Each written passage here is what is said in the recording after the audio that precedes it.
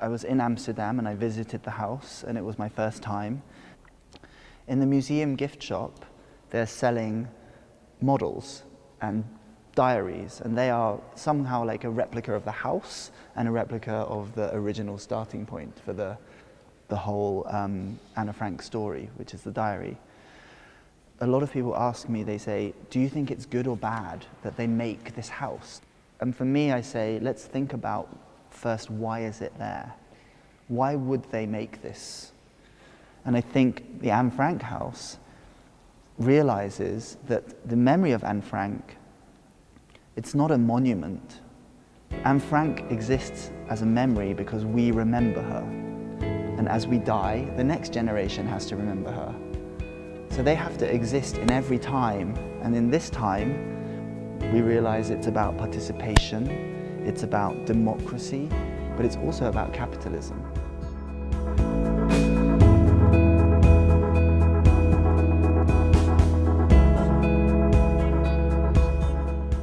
One of the aims of this work was that the whole experience was very slick and very surface-based. I wanted you to feel that the model, the product, this shiny cardboard toy or historical kit was blown up and just arrived almost as if on a truck from China. To make something look that untouched by a human hand, it requires extreme craftsmanship.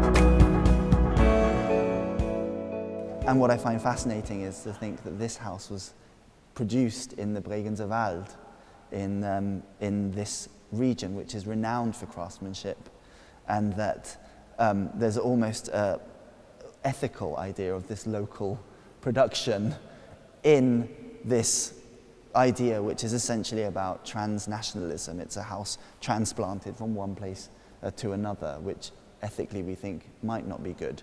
So even in the production of the house, the kind of philosophy is built into the making.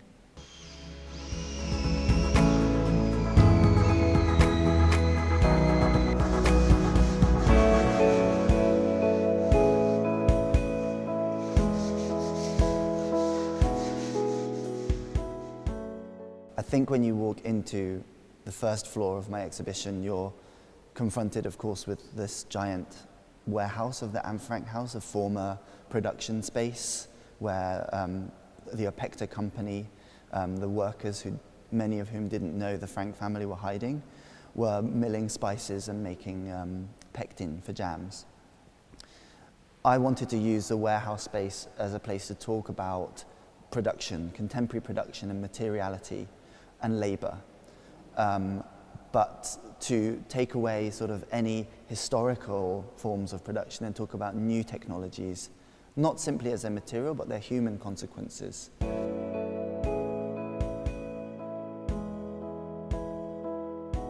There are everyday items, toothbrushes, a razor, a life jacket, from a store in Britain, a boutique store.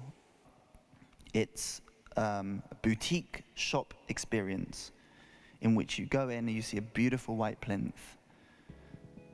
You choose these objects, these symbols, almost like art, lying there.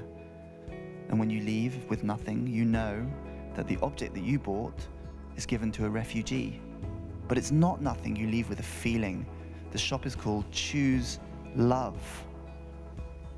It's a marketing for love, which is the thing that we think we don't have enough of. Or they think we don't have enough of. with the refugees, it's our picture of them. We picture the things they need and the person who gets it. But they don't know who's buying it for them, they just receive the material. It's a world that is created by nobody, for everybody, rich and poor.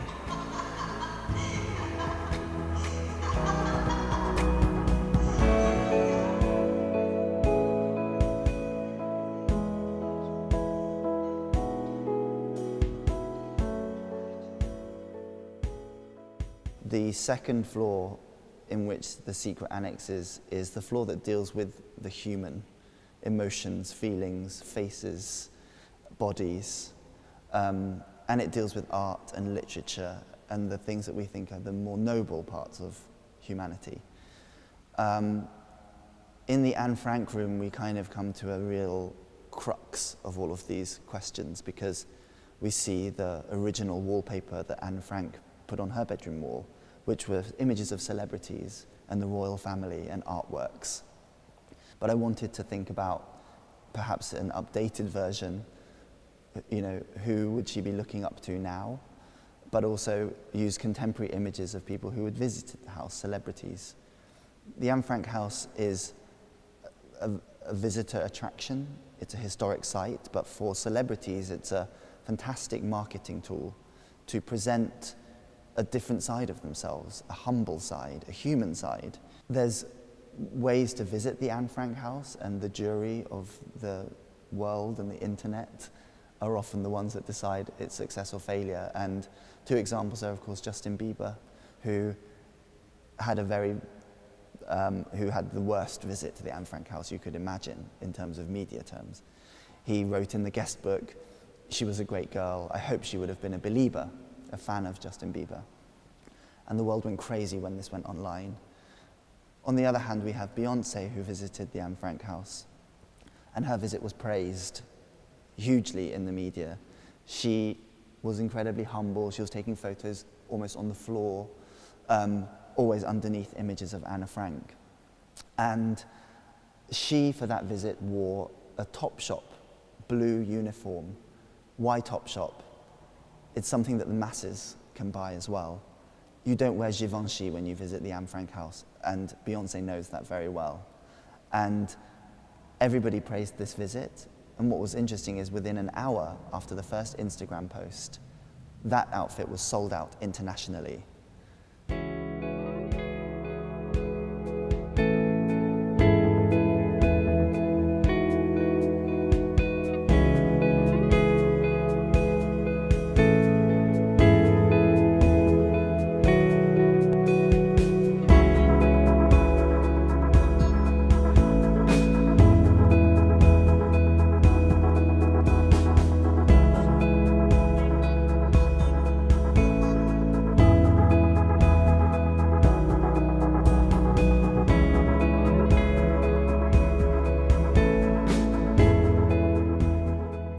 This exhibition is a mirror. I don't know what any of these objects mean. They confuse me, they move me, they hurt me, they excite me, but they all exist. And because they all exist, there's a truth to them. And I just want to present that to you. I just want to lay it out. And I want you, like an archaeologist, to walk around and experience it. Because half of the work happens here, in the exhibition, and half of the work will happen for you when you leave. Because the outside world is in this house, but this house is also in the outside world.